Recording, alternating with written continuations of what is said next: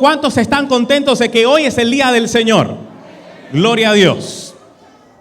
Hemos escuchado gratas alabanzas y antes de abrir la Biblia en esta hora, yo quisiera compartir con ustedes una alabanza a nuestro Dios que habla de nuestra entrega a Él, que habla de lo que debemos hacer como cristianos y como seguidores de nuestro Señor a pesar de todas las dificultades.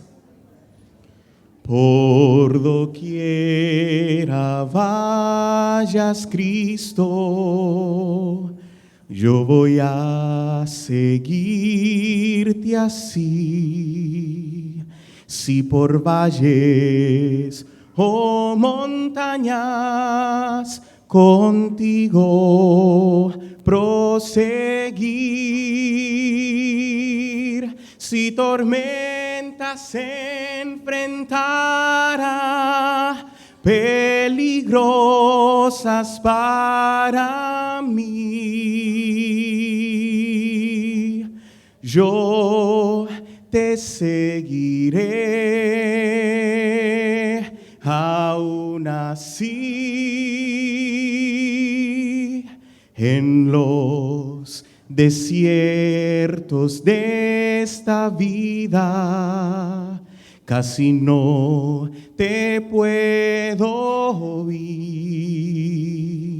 más bien sé que estás muy cerca, tu calor puedo sentir.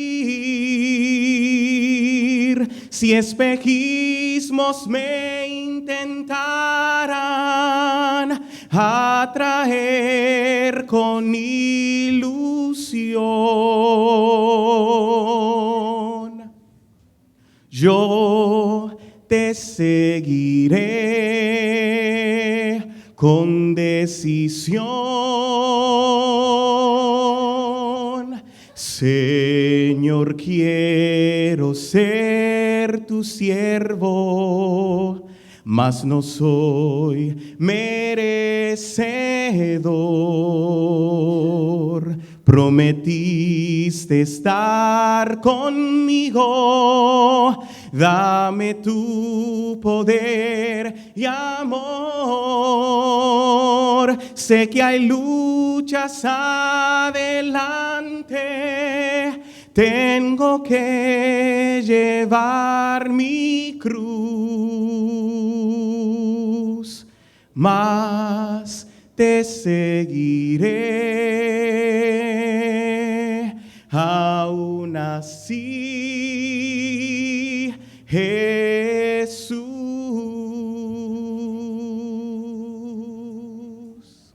Amén. Yo no sé a qué usted ha venido aquí hoy, pero como adventistas el séptimo día, el propósito por el cual estamos en esta iglesia, en este día del Señor, no es solamente por venir a cumplir con un requisito. Aquí estamos hoy, necesitamos estar en el gozo de nuestro Salvador. Que a pesar de las dificultades que enfrentemos en la semana, que podamos entrar aquí esperando la bendición de Jehová. En una iglesia en este país, el culto divino iniciaba a las 12 del mediodía. Y los niños habitualmente se reunían en esa iglesia, como en muchas otras, en un salón adyacente al santuario principal. Y allí estaban las clases de menores, las clases de primarios y todas las otras. Y en la clase de primarios, la maestra, tratando de otra vez repasar la lección de la semana, antes de llegar a la misma, les dijo a los niños: miren, cuando se cumple el tiempo, a las 12 del mediodía, vamos a alinearnos y vamos a entrar a la iglesia alineados, tranquilos y en silencio. Y la maestra le explica a los niños las razones por las cuales deben entrar así. Y luego, cuando acaba el repaso de la lección, pone a los niños en fila en la puerta y les dice: a ver, niños, ¿quién de ustedes me puede decir por qué necesitamos regresar al santuario alineados, tranquilos y en silencio? Y una niña de unos 8 o 9 años comienza a decir: yo sé, maestra. Y la maestra le da la oportunidad y le dice: a ver, dile a todos los niños por qué debemos regresar al santuario alineados, tranquilos y en silencio. Y la niña dice: yo sé. La razón por la que debemos entrar alineados, tranquilos y en silencio es porque a esa hora hay mucha gente durmiendo en ese lugar. La niña parece que había visto a mucha gente dormir en la hora del culto divino. Sin embargo, hoy nuestro compromiso ya esta tarde es que con la ayuda de Jehová nadie se duerma. I hope you don't fall asleep on me. Y que podamos compartir la palabra de Dios. Y antes de abrirla, yo quisiera que oráramos a nuestro Padre Celestial. Querido Señor, en esta hora estamos agradecidos por tu gran amor. Y pedimos así que tu Santo Espíritu pueda dirigir estas palabras. Que tú puedas perdonar mis pecados. Y que si es posible, Señor, mis palabras desaparezcan y que aquí se puedan escuchar tus palabras en esta hora. Prepara los corazones aquí presentes para que tu palabra pueda surtir el efecto necesario. Lo pedimos en el nombre precioso de Jesús. Amén. Un pueblo tenía un rey. Y este rey decidió hacer algo que durante muchos años el pueblo no había experimentado. Su padre trató de hacer grandes cosas, pero ni siquiera él pudo realizar esto que este rey del cual les hablo logró. Hizo una reforma tal en el pueblo que nunca antes se había visto. Este rey del cual les hablo era rey de Judá, un pueblo que conocemos en la Biblia. Y el rey llevaba por nombre, quizás usted lo ha escuchado, Josafat. Y el rey Josafat fue hijo de otro rey llamado Asa, quien hizo grandes reformas en el pueblo de Israel o de Judá. Y en este caso Josafat procuró hacer reformas aún mayores. Sin embargo, cuando yo leo las escrituras me doy cuenta que algo pasa. A pesar del reavivamiento espiritual que estaba experimentando el pueblo de Judá, algo sucedió ahora en el libro de Segundo de Crónicas, el capítulo 20. Y le pido que me acompañe allí, por favor. Pero antes pregunto, ¿cuántos trajeron sus Biblias? A ver, levante su Biblia si la trajo. Muy bien, la mayoría la tiene. If you have it in your iPhone, in your iPad, in your iPod, in your Samsung, BlackBerry, Blueberry, Raspberry or Strawberry, you can go ahead and open your Bible to the book of 2 Chronicles. Segundo libro de las Crónicas, capítulo 20. Y vamos a leer a partir del versículo número 1. Segundo de Crónicas, capítulo 20, a partir del versículo número 1. Pasadas estas cosas, aconteció que los hijos de Moab y de Amón, y con ellos otros de los amonitas, marcharon contra Josafat para atacarlo. Yo le invito a hacer una pausa ahí conmigo. Recuerde bien que cuando usted lee los capítulos anteriores, se da cuenta que Josafat hizo algo maravilloso en el pueblo. Quitó los lugares altos de adoración, derribó los altares a Baal y a Acera, e hizo que el pueblo nuevamente se consagrara al Señor. Sin embargo, yo observo aquí en el versículo 1 del capítulo 20 que cuando todo el pueblo está consagrado a Dios, ahora sucede algo como nunca antes había tenido lugar en Judá. La Biblia nos dice en el texto que acabamos de leer que 3 ejércitos se levantaron para pelear contra el ejército de Josafat. Eran 3 contra 1. Los hijos de Moab, los hijos de Amón y los del monte de Seir. 3 ejércitos contra 1. Y hay veces que llega la pregunta a uno que dice, ¿cómo puede ser posible que si el pueblo se estaba consagrando a Jehová, si había existido un reavivamiento, una reforma, ahora sucede un ataque como nunca antes a su espiritualidad? Yo quiero aprovechar esto para sacar una lección en primer lugar. Toda vez que usted y yo decidimos consagrarnos al Señor, toda vez que tomamos el voto de consagrarnos a Jehová, si hay alguien no cristiano aquí, cuando tome su decisión de entregarse al Señor, le digo de corazón, tiene que prepararse. Porque cuando más usted decide consagrarse a Dios, es cuando el enemigo más fuertemente le ataca. Cuando todo anda bien, preocúpese. No estoy diciendo que para el cristiano la vida tiene que ser de dolor constante y de tristeza. Al contrario, la vida del cristiano es una vida de gozo en el Señor Jehová. Sin embargo, cuando usted decide hacer el año bíblico, cuando decide orar, cuando decide consagrarse, ahí es que más fuertemente el enemigo le ataca. Cuando usted decide hacer algo que nunca había realizado espiritualmente, viene el gran problema familiar que nunca sucedió. Viene el problema con su hijo o el problema de salud que nunca vio venir. Y es que cuando usted decide consagrarse a Dios, el enemigo de las almas siempre busca hacerse con la suya. Siempre busca desanimar a aquellos que han decidido consagrarse. Sin embargo, aquí hay una batalla no muy buena. Yo les pregunto, ¿una batalla 3 contra 1 es una batalla o una guerra pareja? ¿Es una batalla equilibrada, creen ustedes? No. 3 contra 1. Estamos hablando de 3 ejércitos numerosos contra uno solo, el del pueblo de Judá. Yo recuerdo que la única vez en mi vida que estando en la escuela tuve una pelea con alguien. The only time I fought in school, I was in 4th grade. Yo estaba en 4º grado. And when I was in 4th grade, I was 7 years old. Yo tenía 7 años de edad cuando estaba en 4º grado. Y todo el mundo, como era el más pequeño, todos mis compañeros me decían Pirulín de apodo. Pero llegó otro a 4º grado que no tenía 7 años, sino que tenía alrededor de 10 años, pero que era del mismo tamaño mío. Y a él cuando llegó también le apodaron Pirulín. Así que ahora en el aula habían 2 Pirulín. Y un día estábamos en el receso y comenzaron los compañeros nuestros a decir: tienen que pelear a ver quién se queda con el apodo de Pirulín. No pueden haber 2 Pirulín en el curso. Y comenzaron fight. Ok. Para hacerle la historia bien corta, él se quedó con el título de Pirulín. Para mí eso era una batalla muy grande.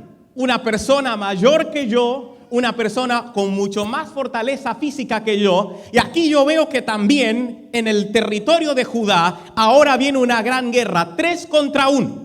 ¿Y qué hace ahora el rey Josafat? Versículo 2. Algunos que tenían por costumbre siempre asustar un poco más, parece, al rey, le dicen en el versículo 2: y fueron algunos a darle aviso a Josafat diciendo: contra ti viene una gran multitud del otro lado del mar y de Siria. Ya están en Hazezón Tamar, que es en Gadi. Cuando usted observa el territorio, se da cuenta que Hazezón Tamar estaba a menos de 1 día y medio de distancia. Lo que le están diciendo aquí al rey Josafat es: vienen 3 ejércitos, pero no solo eso. El problema es tan grande que vienen 3 ejércitos y ya están cerquita de nosotros. Es un problema del que no podemos librarnos. Y los judíos, al igual que los israelitas, tenían por costumbre hacer algo. Toda vez que enfrentaban un problema abrumador, tenían una costumbre.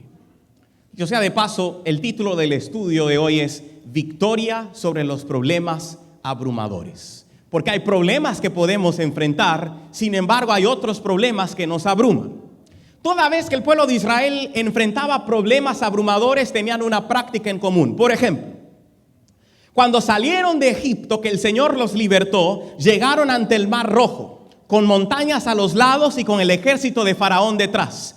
¿Qué hicieron los israelitas? ¿Acaso se inclinaron y dijeron: alabado sea el Señor Dios poderoso que nos sacó de Egipto, nos va a librar de esta? ¿Dijeron ellos eso? No. ¿Qué hicieron los israelitas? Se quejaron. El Señor por su misericordia abre el Mar Rojo y cruzan. Pero cuando han cruzado el Mar Rojo, ahora tienen sed. Y cuando tienen sed, ¿qué hacen los israelitas? Alaban al Señor, dicen: wow, el Señor que abrió el Mar Rojo ahora nos dará agua. ¿Dijeron eso? No. ¿Qué hicieron los israelitas otra vez? Se quejaron. A ver, no se me duerman, quédense conmigo. Después que el Señor les da agua, ahora tienen hambre. Y cuando tienen hambre, ahí sí se arrodillan y oran al Señor, alaban su nombre, ¿cierto? No. ¿Qué hacen los israelitas? Se quejan.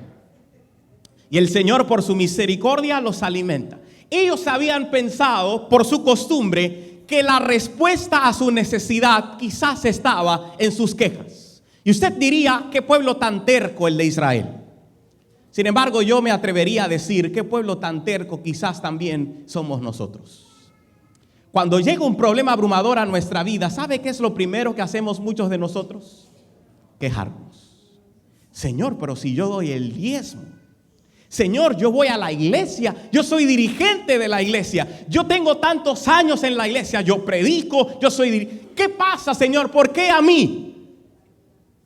Cuando hay un problema abrumador, muchas veces hacemos igual que el pueblo de Israel. En vez de caer de rodillas y decir, Señor, te agradezco por tus maravillas y tú que me libraste en el pasado, sé que me librarás en el futuro. Pero ¿qué hacemos? Señor, ¿por qué a mí? ¿Por qué si yo soy fiel? ¿Por qué a mí me pasa si yo estuve el sábado en la iglesia? ¿Por qué hoy, Señor? Y esta gente trató de amedrentar al rey Josafat. Sin embargo, el rey Josafat era un hombre de compromiso. El rey Josafat era un hombre espiritual y por eso en el versículo 3, Josafat hace algo totalmente distinto a lo que ellos esperaban. Josafat tuvo miedo y humilló su rostro para consultar a Jehová e hizo pregonar ayuno a todo Judá. Cuando usted tenga un problema abrumador, lo que debe hacer no es quejarse ante el Señor. Aquí yo veo que Josafat, en un problema tan grande, 3 contra 1, y con el ejército prácticamente a la vuelta de la esquina, él dice, ok, están cerca, no hay problemas, aquí vamos a hacer 3 cosas ahora. Y yo imagino que los que estaban preparados para salir a la guerra ya estaban afilando sus espadas, pero Josafat le dice, no. En vez de salir, lo que vamos a hacer son 3 cosas. Dicho sea de paso, yo comparto con ustedes estas 3 cosas como la receta, en cierto modo, la clave para usted poder tener victoria sobre los problemas abrumadores. Aquí yo veo en el versículo 3 que Josafat, número 1, humilló su rostro. Número 2, consultó a Jehová. Y número 3, pregonó ayuno en todo Judá. 3 cosas: humillarse, orar y ayunar. A ver, si están conmigo. ¿Cuántas cosas? 3. ¿Cuál es la primera? La segunda y la tercera, ayunar. Él ahora no le dice al pueblo, salgan a pelear porque están ahí. Y hay muchos de nosotros que cuando enfrentamos problemas abrumadores, en vez de hacer estas 3 cosas, lo primero que hacemos es salir. Y cuando ya no encontramos otra cosa que hacer, decimos, Señor, ¿por qué no me ayudas? Lo primero que hizo Josafat no fue salir a la batalla. Lo primero que hizo Josafat fue humillarse ante el Señor. Y si aquí hay alguien que está enfrentando problemas abrumadores, yo le invito a seguir esta recomendación que nos tenemos ahora en el libro de 2 de Crónicas. Y usted se estará preguntando, ¿y qué es un problema abrumador, pastor? Un problema abrumador es una situación que no te deja dormir. Quizás un problema en tu casa tan grande que tienes años enfrentándolo y que no logras solucionarlo. Un problema de salud donde ya no hay esperanza, donde ya los médicos no tienen esperanza. Quizás hay alguien aquí esta tarde ya que entró a este lugar preocupado por una situación a lo mejor migratoria, financiera, alguna situación con sus hijos. Aquí quizás hay madres que sus hijos fueron criados en la iglesia y que hoy no están en los caminos de Dios. Si usted no lo sabe, eso es un problema abrumador. Hay esposas que sus esposos no son cristianos. Hay esposos cuyas esposas no son cristianas. Hay hogares que quizás aquí en la iglesia se sientan juntos, pero que en la casa son un gran problema. Hay problemas abrumadores en nuestras vidas. Hay cristianos que sufren de depresión. Hay cristianos que están siempre tristes y nunca gozosos. Si no lo sabes, es un problema abrumador. Y la clave para la victoria sobre estos problemas abrumadores es, número 1, humillarse. ¿Qué es humillarse ante Jehová? Humillarse ante Jehová para los judíos e israelitas era caer ante la presencia de Jehová y decir, Señor, yo no soy digno de presentarme ante ti. Sin embargo, este problema que suele ser tan grande, este problema abrumador, y lo que hace Judá aquí con el rey Josafat es decir, Señor, este problema es muy grande para nosotros. Sin embargo, nosotros confiamos en ti de tal manera que ahora queremos que este problema esté en tus manos. Humillarse ante Jehová es decir, Señor, mira mi problema. Yo no vuelvo a preocuparme de él mismo, porque ahora mi problema es tu problema. Si usted no lo cree, me lo va a ver ahorita. En un rato lo va a ver aquí. Lo primero es que yo debo decirle al Señor que tome mi problema y dejar ese problema en las manos de Dios. Porque hay muchas veces que oramos y decimos, bueno, tengo que seguir haciendo tal cosa. Hay una diferencia entre problemas abrumadores y problemas circunstanciales. Cuando el pueblo de Israel enfrentó un problema circunstancial, a veces el Señor le decía, avancen. Pero en este caso el Señor le dice, no, primero humíllense. Si usted quiere victoria sobre un problema que tiene años enfrentándolo y no logra solucionarlo, lo primero que yo le invito a hacer es humillarse ante Dios. Y el Dios eterno que todo lo puede, va a solucionar ese problema por sus méritos y no por los suyos. Pero hay una segunda cosa, oración. Lo segundo que hicieron fue consultar a Jehová. Hay algunos cristianos que ni siquiera tienen una hora específica en el día para orar a Dios. Sí tienen hora específica para trabajar, hora fija para dormir, pero para orar hay algunos que no tenemos tiempo ni siquiera para orar. Y queremos victorias espirituales sin orar.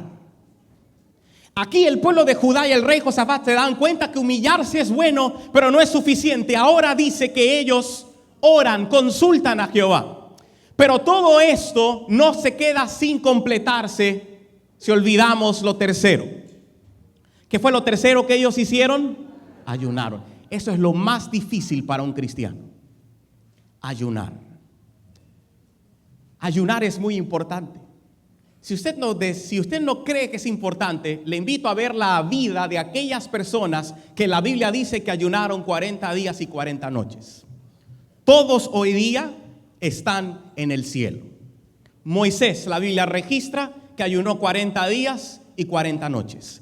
Elías, la Biblia registra que ayunó 40 días y 40 noches. Jesús, la Biblia registra que ayunó 40 días y 40 noches. Enoc quizás no lo dice, pero Elena de White sí nos da la perspectiva de que se apartaba y allí se dedicaba a Dios durante unos días o semanas. Y todos estos personajes hoy están en el cielo. Si usted y yo queremos vencer aquí en la tierra y llegar al reino de los cielos, jamás deberíamos olvidarnos del ayuno. Pero ayuno no es pasar hambre. Ayuno no es tener la cara demacrada y decirle al pastor, pastor, estoy ayunando. El libro de Isaías nos da esta perspectiva. Y yo digo y me atrevo a decir lo siguiente. Hay algunos cristianos que quizás no necesitamos ayunar de alimento, sino que hay algunos que necesitamos ayunar de nuestros celulares, ayunar del internet, ayunar del soccer, ayunar del juego, ayunar de una práctica en la televisión. Ayuno es yo abandonar una práctica habitual para dedicar ese tiempo a Dios. No es pasar hambre necesariamente. Es yo dejar de hacer algo para dedicar ese tiempo a Dios. Y estamos necesitando cristianos que no solo se humillen, no solo oren, sino también que ayunen en el nombre de Jehová. Porque hay veces que usted puede decir, hermano, ore por mí. Hermano, la iglesia ore por mí. Yo voy a depositar esto aquí. Es excelente. Sin embargo, hay problemas abrumadores que lo que más necesitan en cierto modo es ayuno. Por tal razón Jesucristo dijo, hay cosas que salen solamente con ayuno y oración. El ayuno es vital. ¿Y qué pasó con el pueblo de Judá cuando hicieron? ¿Cuántas cosas hicieron el pueblo de Judá? ¿Alguien recuerda? 3. A ver, ¿cuál es la primera? Si están conmigo. Se humillaron. Segundo y tercero, ayunaron. Yo le invito a seguir esta práctica. Primero, humíllese, ore al Señor y luego ayune a su Dios. No estoy diciendo que sea 40 días o 40 noches, pero saque un tiempo y ayune a Jehová. Y ahora, ¿qué pasó en el pueblo de Judá? Antes de proseguir, le invito a decirle a la que está más cerca suyo, ahora es que esto se va a poner bueno. Por favor, dígaselo.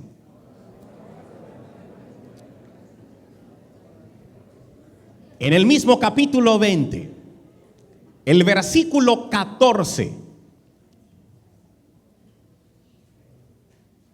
la Biblia dice, Y estaba allí Jaasiel, hijo de Zacarías, hijo de Benaía, hijo de Jehiel, hijo de Matanías, levita de los hijos de Asaf, sobre el cual vino el Espíritu de Jehová en medio de la reunión.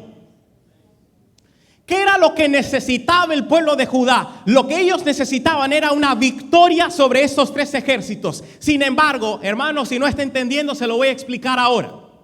Cuando ellos se humillaron, cuando oraron y ayunaron, lo que descendió en el lugar donde estaban reunidos fue el Espíritu de Dios. Lo que está diciendo es, para poder obtener la victoria en tu problema, necesitas la dirección del Espíritu de Jehová. Sin el Espíritu de Jehová no puede haber victoria sobre el problema abrumador. La mayor necesidad de muchos hogares aquí no es de dinero, no es de una casa propia, no es de un mejor carro. Hay hogares aquí representados y vidas que están aquí sentadas, que su mayor necesidad hoy es del Espíritu Santo. Hay hogares que están quebrantados, relaciones matrimoniales donde ya la esposa no recibe ningún tipo de amor o de cariño de parte del esposo, quizás por los años que han pasado. Lo que más necesita este hogar, lo que más necesita una vida que está quebrantada por un problema, no es otra cosa que el Espíritu de Dios. Y como iglesia deberíamos orar más por el Espíritu de Jehová para que Él nos guíe. Y cuando el Espíritu de Jehová vino sobre Jaasiel, Él dijo, versículo 15: oíd todo Judá y vosotros habitantes de Jerusalén y tú, rey Josafat. Jehová os dice así: no temáis ni os amedrentéis delante de esta multitud tan grande, porque no es vuestra la guerra, sino de quién, dice su Biblia. El problema era de Judá, pero cuando ellos se humillaron, oraron y ayunaron, el Señor les manda a decir: hey, ya el problema no es de ustedes, el problema es mío. Y yo sé que aquí hay alguien hoy probablemente que está necesitando que el Señor tome tu problema en sus manos y que te diga: mira, tu problema, ese problema que no te deja dormir, ese problema grande solo lo puede resolver un Dios eterno, y ese soy yo. Si tú deseas que tu problema esté manejado por Dios y tener el privilegio que Dios diga: mira, tu problema familiar ahora es mi problema, tu problema de salud ahora es mi problema, no olvides de humillarte, orar y ayunar. Pero no se queda ahí. Jaasiel dice en el versículo 16: mañana descenderéis contra ellos. Mirad, ellos subirán por la cuesta de Cis y los hallaréis junto al arroyo antes del desierto de Jeruel.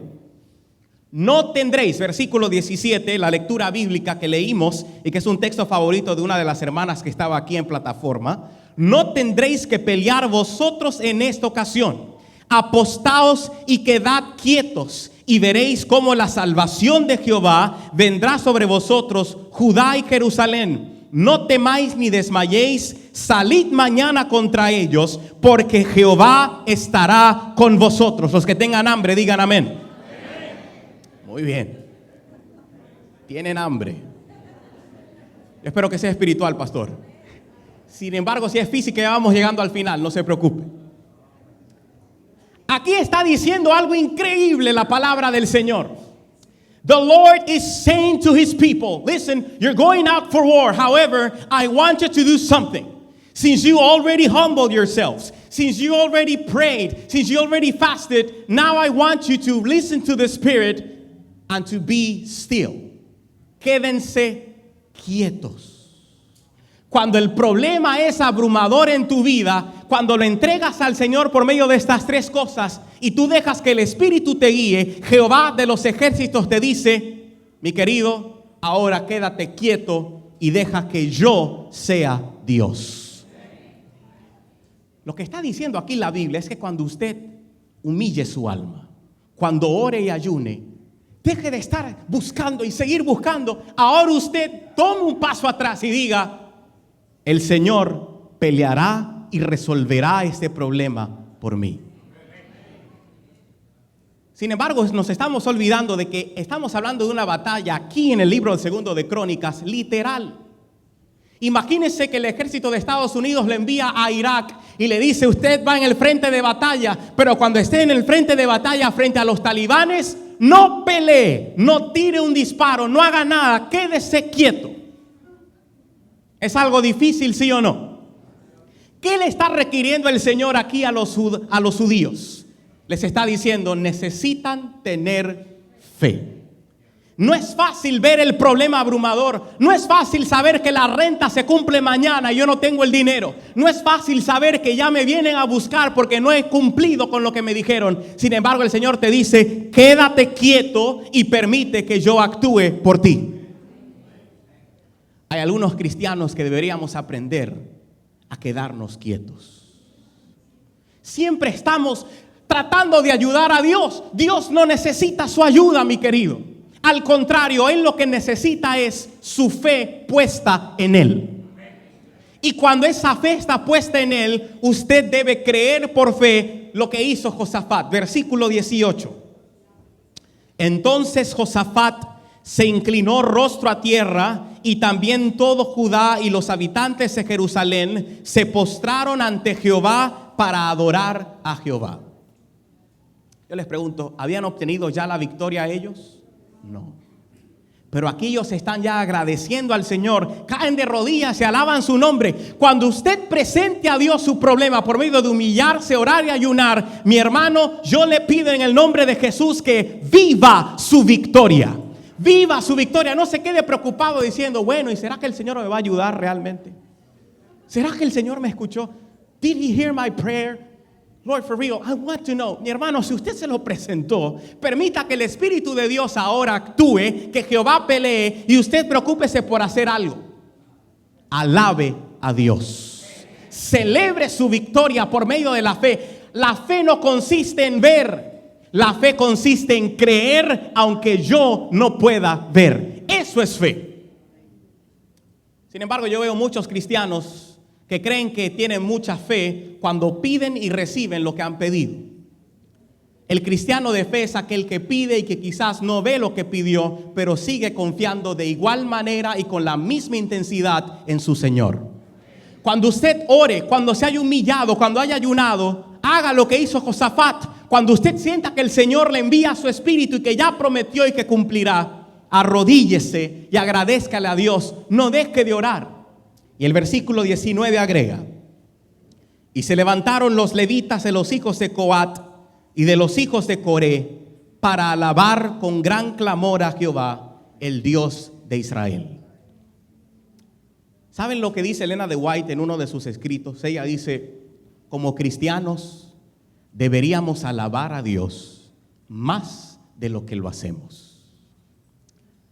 Alabar no es cantar. Ella no está hablando de pararse aquí y cantar. Alabar es glorificar a Dios por sus maravillas. Y yo me sorprendo cómo muchos de nosotros, nos vivimos quejando en la vida como cristianos. Perdón que les diga esto, pero hay cristianos que no están dando un buen testimonio a sus vecinos y mucho menos a sus familiares. Usted le pregunta: hermano, ¿cómo está? Ay, ¿para qué le digo que bien? Hermano, ¿cómo se siente hoy? Ay, usted sabe, pastor, lo difícil que está la cosa. Hermano, ¿cómo se siente hoy? Dígame. Ay, mal, pastor. Siempre están mal. Y yo no estoy diciendo que usted sea un falso. Pero lo que le digo es: ¿qué testimonio doy yo a alguien no creyente cuando siempre yo ando cabizbajo, cuando siempre ando triste, cuando siempre ando sin gozo? Y cuando me preguntan, digo: ay, la situación está mala. ¿Por qué no decirle: mire, mi hermano, las cosas no van muy bien, sin embargo yo estoy gozoso porque mi Dios ha prometido estar conmigo? La razón por la que siempre nos quejamos es porque hay veces que dudamos de las promesas de Dios. Las promesas de Dios están aquí para cumplirse. Y Él dice: si te humillas, oras y ayunas, confía de que yo resolveré y te daré la victoria. Dejemos de andar de esa manera. Comencemos a andar como un pueblo victorioso. Vivamos nuestra victoria en el Señor. Y por eso el versículo 21 dice que Josafat hizo algo increíble. Después de consultar con el pueblo, puso a algunos que, vestidos de ornamentos sagrados, cantaran y alabaran a Jehová mientras salía la gente armada, y que dijeran: glorificad a Jehová, porque su misericordia es para siempre. Parece que a usted no le gustó, pero yo voy a leer la última parte otra vez porque me llena de júbilo. Dice, glorificad a Jehová, porque su misericordia es para siempre. Lo que está diciendo aquí es, mi querido hermano, mi querida hermana, el Señor Jehová, que te libró hace un par de años de la muerte, es el mismo Dios que mostrará su misericordia para contigo por toda la eternidad. ¿Por qué dudar de su poder? ¿Por qué dudar de lo que Él puede hacer? El hecho de que tú estés sentado en esta iglesia de Corona esta tarde, no deberías tomarlo por sentado. Hay gente que está en hospitales que desearía estar sentada aquí y hoy no puede. Hay gente que están encarcelados y desearían estar aquí y no pueden. Hay jóvenes que desearían volver a este lugar y no pueden tampoco. Y tú que estás aquí hoy, ¿qué vas a decir? Oh, another sermon, another Sabbath, another day in the church. ¿Por qué no decir, este día yo vengo a la iglesia buscando que el Señor siga transformando mi vida? Me atrevo a decir que cuando usted viene a la iglesia y viene por costumbre y nada le huele, nada le hiede, todo es bueno, ok, lo hicieron, ok, mire ese hermano, lamentablemente usted está desperdiciando su tiempo. Cuando usted llegue a este lugar debería orar y decirle, Señor, yo te pido que tu Espíritu guíe la programación de tal manera que sea de provecho para mi vida y que yo pueda crecer espiritualmente. No olvides que la misericordia de Dios es para siempre. Y si estás aquí en esta iglesia hoy, es por su misericordia. No porque tú lo vives, no porque tú en realidad lo mereces, sino por la misericordia de Dios. Y si hay algo que el Señor le está diciendo a ellos es, mis hermanos, no se olviden de mi misericordia. Sin embargo, los que van aquí en el frente de batalla no son los principales guerreros. ¿Saben qué es lo primero que va en el frente de batalla aquí en el versículo 21? Alabanzas a Dios. Y yo vuelvo a recalcar esto. Deberíamos alabar más a Dios de lo que lo hacemos. Deberíamos glorificar más el nombre de Dios que como lo hacemos nosotros, regular y habitualmente. Y cuando ellos cantaron, quiero que ahora usted vea conmigo el poder de la alabanza a Dios. Versículo 22. Cuando comenzaron a entonar cantos de alabanza. Cuando comenzaron a, ¿qué dice su Biblia? Miren lo que pasa.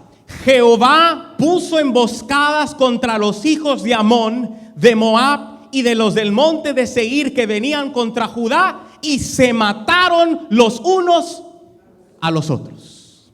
¿Nadie dice amén en esta iglesia? Ellos comenzaron a cantar y en ese momento dice que Jehová intervino, porque Jehová, si usted no se recuerda de este versículo, él dice, Jehová habita en la alabanza. Dios no habita en las quejas. Si Él responde tu queja, lo hace por misericordia, pero Dios se complace en responder a sus hijos por las alabanzas que llegan a Él. Permite que el Señor pelee por ti. ¿Tuvieron que pelear los judíos? Dice que no tuvieron que mover un dedo porque se mataron los unos a los otros. Y ahora hay algo que me llena muchísimo de satisfacción. Versículo 25. Josafat y su pueblo fueron a despojarlos y hallaron entre los cadáveres muchas riquezas, así vestidos como alhajas preciosas que tomaron para sí, tantos que no los podían llevar. Estuvieron, ¿cuántos días dice su Biblia? 3 días recogiendo el botín porque era abundante. Yo le pregunto a mi hermano, ¿pidieron ellos riquezas? ¿Ayunaron y oraron por riquezas? No. Pero cuando usted ayuna, ora y se humilla buscando victorias espirituales, el Señor no solo le da la victoria espiritual, sino que también le da bendiciones que usted ni siquiera esperaba. Lo que te estoy diciendo es el dinero que necesitas. El Señor sabe que lo necesitas.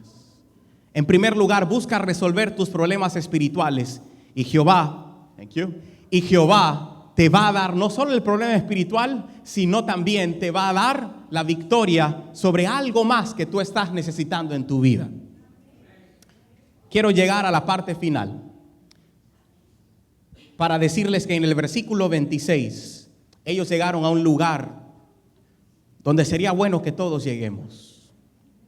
Al cuarto día se juntaron en el valle de Beraca y allí bendijeron a Jehová, y por esto llamaron el nombre de aquel paraje el valle de Beraca hasta el día de hoy.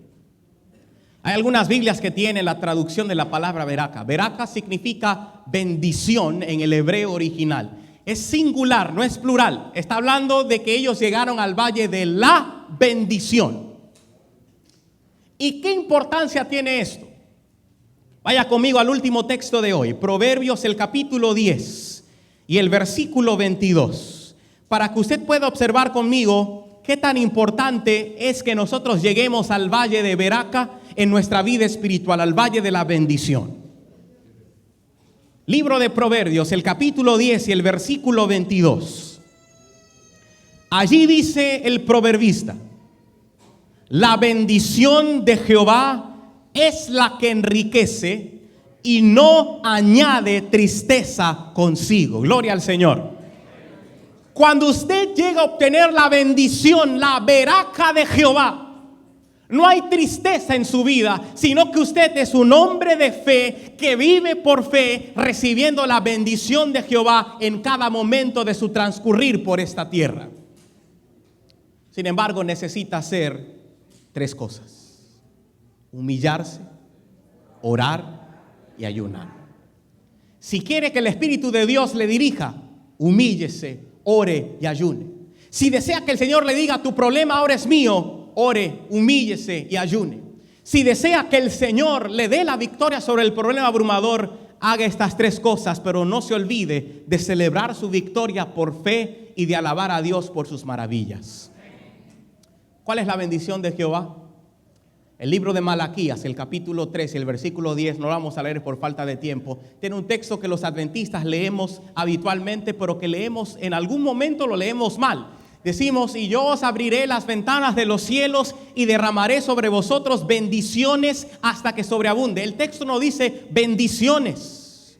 El texto dice bendición, utilizando la misma palabra Beraca en singular. Lo que está diciendo aquí es que el Señor quiere bendecir a sus hijos con una bendición, con una Beraca. Y la palabra Beraca, su significado en el hebreo original es bendición o don supremo de Dios. ¿Y cuál es el don supremo de Dios? El don supremo de Dios, lo que nos permite a nosotros tener dones, es el Espíritu Santo de Jehová. Lo que está diciendo aquí es la bendición que no va a traer tristeza. La bendición que va a dirigir tu vida hacia el cielo es el Espíritu Santo. Lo que más necesita la iglesia de Corona, y perdón pastor que diga esto, lo que más necesita esta iglesia es el Espíritu Santo.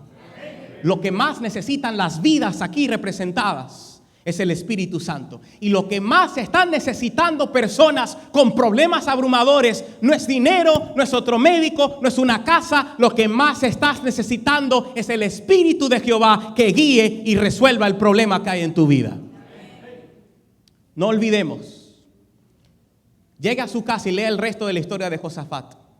Dice que ellos, cuando obtuvieron la victoria y llegaron al valle de Beraca, automáticamente llegaron ante el templo de Jehová. Cuando usted obtenga su victoria y se deje guiar por el Señor con alabanza en su boca, usted entrará al templo de Jehová, no por unos días, sino que entrará por toda la eternidad. No olvidemos